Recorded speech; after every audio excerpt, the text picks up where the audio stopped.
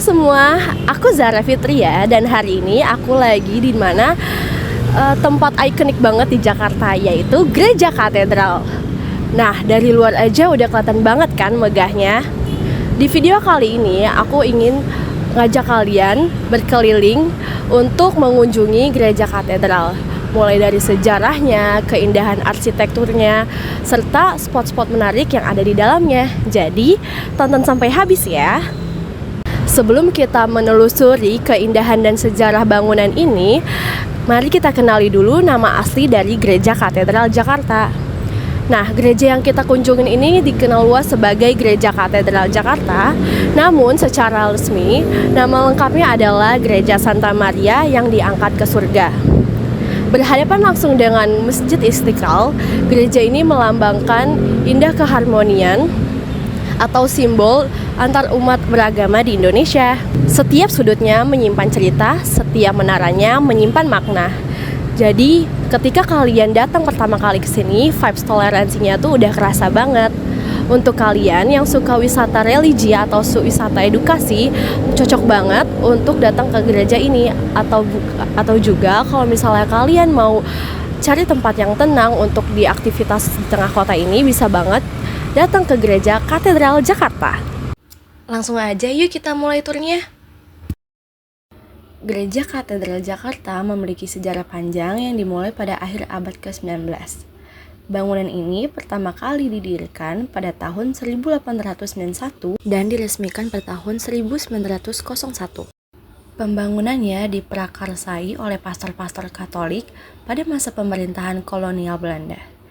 Sejak awal berdirinya, gereja ini tidak hanya berfungsi sebagai tempat ibadah, tetapi juga sebagai pusat kegiatan rohani umat Katolik di Jakarta. Hingga saat ini, gereja ini tetap berdiri kokoh sebagai saksi perubahan zaman dan perkembangan kota Jakarta.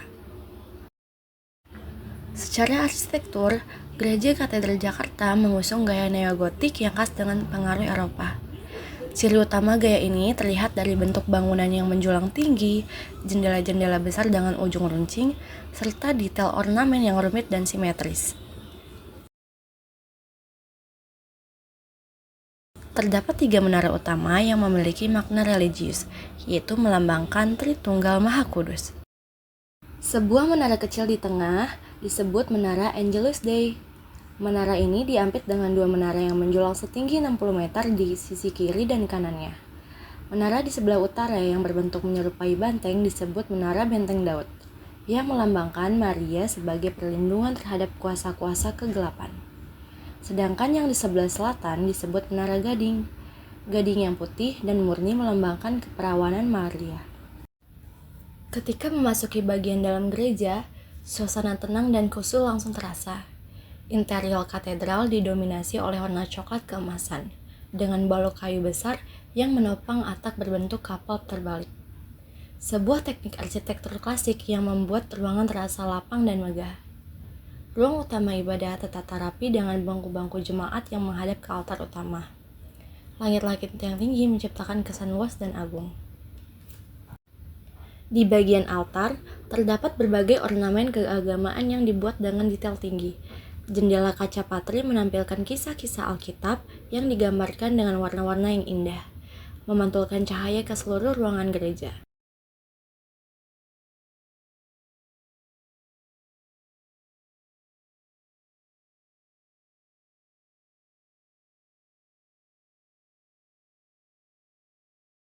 Selain dijadikan sebagai tempat ibadah, Gereja Katedral ini memiliki museum di mana museum ini menyimpan berbagai koleksi umat Katolik untuk masa sejarahnya.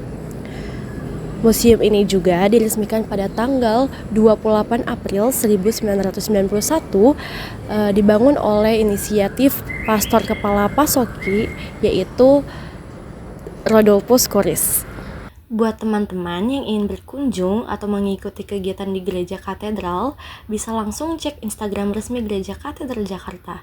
Di sana, pihak gereja secara rutin membagikan informasi penting, pengumuman jadwal hingga ketentuan khusus bagi umat maupun pengunjung. Lalu, sebelum memasuki museum ini juga kita harus mengisi daftar tamu dulu. Oh iya teman-teman, untuk masuk museumnya atau gerejanya juga gratis ya. Jadi kalian bebas asalkan selalu mengikuti arahan dan petunjuk dari ketentuan gereja.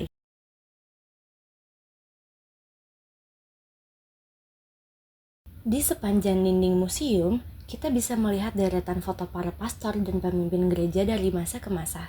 Foto-foto ini bukan sekedar dokumentasi, tetapi menjadi penanda perjalanan pelayanan gereja yang terus berlangsung dari generasi ke generasi.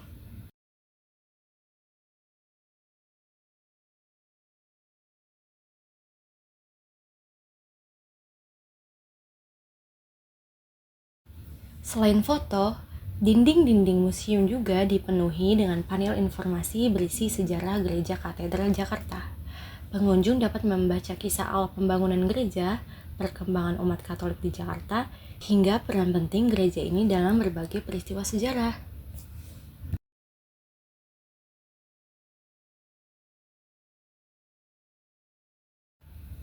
Di museum ini, pengunjung dapat melihat benda-benda liturgi, pakaian pastor dari berbagai periode, serta dokumen-dokumen penting yang berkaitan dengan perkembangan gereja Katolik di Indonesia.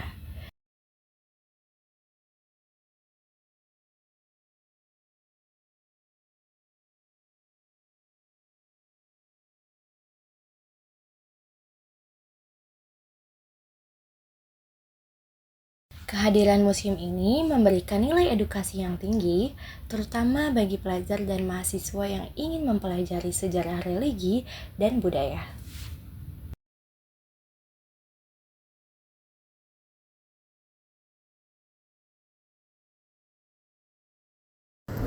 Gereja katedral ini juga bukan hanya dijadikan sebagai tempat ibadah saja, tetapi juga sering digunakan untuk wisata edukasi. Banyak sekolah, kampus, atau komunitas mengunjungi gereja ini untuk mempelajari sejarahnya, keindahan arsitekturnya, bahkan nilai-nilai toleransi yang ada di tempat ini. Aktivitas ini menjadikan gereja katedral sebagai destinasi wisata religi yang hidup dan dinamis. Untuk menunjang kenyamanan pengunjung, area sekitar gereja katedral telah dilengkapi dengan beberapa fasilitas pendukung, seperti area parkir, toilet umum, taman kecil untuk beristirahat, serta petugas yang siap memberikan informasi kepada pengunjung.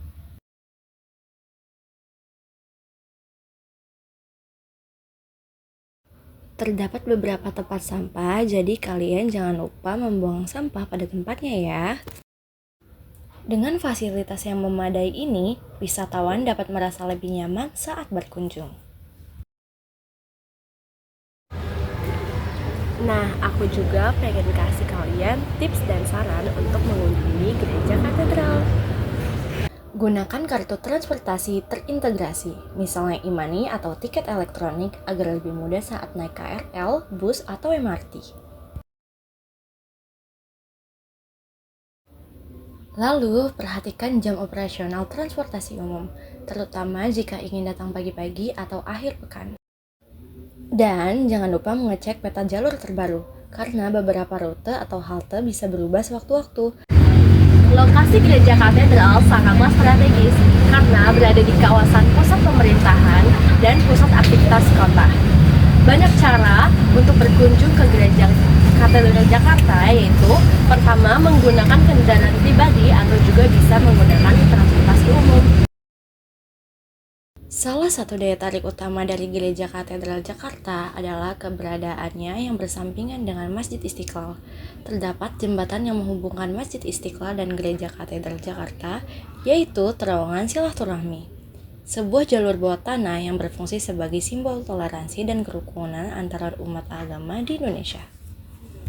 Gereja katedral bukan hanya sebagai bangunan tua peninggalan sejarah yang berdiri saat hari ini, tetapi gereja katedral ini merupakan peninggalan umat Katolik yang dimana menjadikan bukti bahwa keindahan, iman, serta juga sejarah bisa dibuat menjadi satu ruang yang indah. Demikian perjalanan singkat kita mengelilingi Gereja Katedral Jakarta. Semoga video ini bisa bermanfaat dan menambah wawasan untuk kalian semua yang nontonin. Nah, sampai jumpa di lain waktu. Bye.